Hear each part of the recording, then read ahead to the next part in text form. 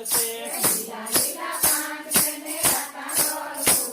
કે રામા પીરના ચરણોમાં કેવો આનંદ છે કે રામા પીરના ચરણોમાં કેવો આનંદ છે કે કોણે વાત કરવી છે ને કોણ મારું સાંભળે કે કોણે રે કેવી મારા રોદિયાની વાતો